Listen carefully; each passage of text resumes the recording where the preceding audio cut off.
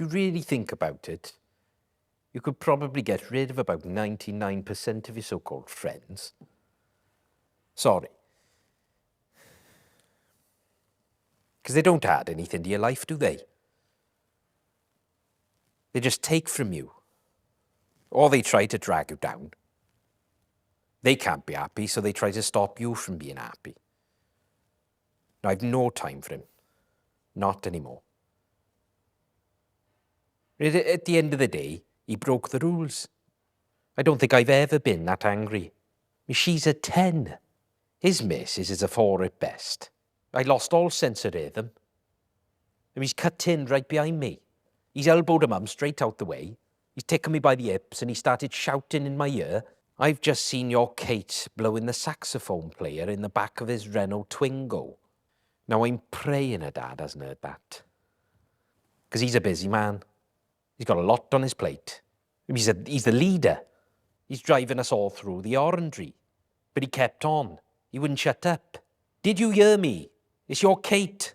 She was showing off better read technique than he was." Which is an awful casual way of saying it to me. "You've married a slapper, mate." Well, that killed the conga. Stone dead. Her dad stopped steering immediately. He spun round to inquire, "Have you ever had to make a choice in a split second? I don't mean like a frivolous one, but a big decision with implications. Because I haven't. I have people who hire people to do that for me." Her dad was just staring at me. Everyone was just staring at me. I just kept asking him. I said, "I play the saxophone, George. Why would she do that to me?" But he kept on. He said, "Why would I lie?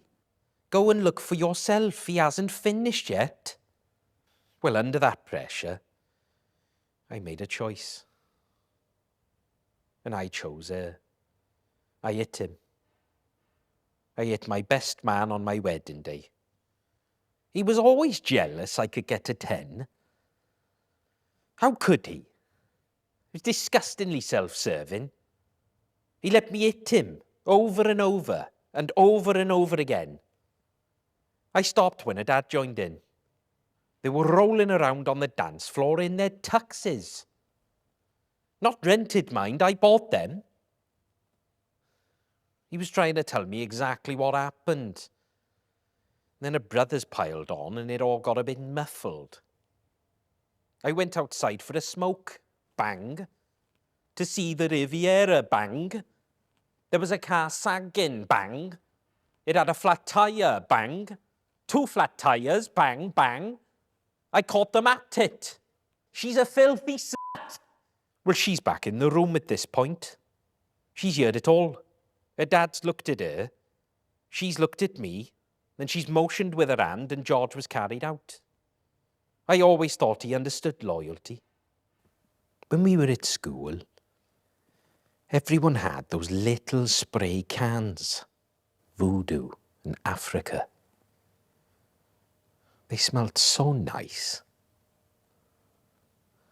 But Mum was an Inca. Was another one. Mum wasn't having any of it. She said it was a racket. And that smelling nice was for little gay boys. Well, all the other kids, they would complain to the teacher that I stank. One day after PE, Mr. Featherston, he ordered me to wash. He said everyone else did, so I had to. But I didn't want anyone to see. As you know. That wasn't good enough for Mr. Featherston. So he stripped me naked and carried me into the showers, mumbling to himself, "This is why you need a man in the house." He made me copy him, share his bar of soap with me while everyone watched. 7 years straight I was bullied after that. They called me Imperial Feather.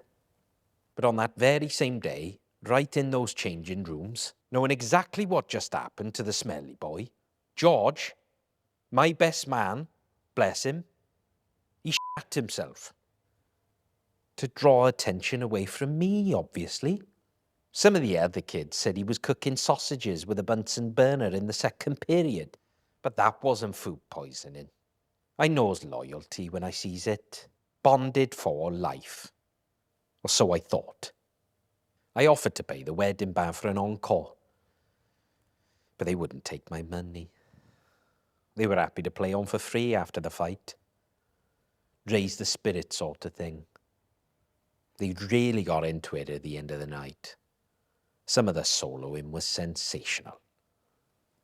Baker Street, oh. Catherine was loving it. She pressed herself against me and whispered in my ear, "You should take up lessons again." Pretty hot stuff. She got the sax player to hook me up, actually. I think he felt a bit bad, you know. Little wedding gift, which was nice of him. We're going round his every Tuesday night. I've learned Jive Bunny from start to finish. George tried to confront me when we got back from Portofino. He wanted to chat while he was MOTing my cars. I told him I had nothing to say to him. Tried to be civil, but he's just another stranger to me now. He kept repeating the same old story like it was going to change everything. We've discussed this before, haven't we? You can't control the situation, but you can control your reaction, can't you? Well, why couldn't he control his? I said to him, "What do you want from me? You want me to be happy about it?" He was a bit shocked by that. He asked me how long I'd known about the whole thing. I said, "Who do you think let the air out of his tyres, you daft c***? I've got feelings too. I mean, how thick does he think I am? The heart wants what it wants, doesn't it? And if she wants to suck off an instrumentalist on our wedding day, what am I supposed to do about it? As I said, she's a 10. He started going on about letting him take a battering. I said, "I didn't force you to say it in front of everyone, did I? I mean, what was the best that could happen? It's me divorcing at 10, isn't it? And he'd like that, wouldn't he? Well, he's still married to a 4. Once upon a time, you shat yourself for me, George. Where's that loyalty gone, eh? Of course she cheats on me. Look at her. Now, yes, I'm a self-made man, but we're still losers, George. I thought you understood that." What did he say? He just looked at me, started shaking his head, placed his oily hand over my heart. He said, "No, Paul, you are."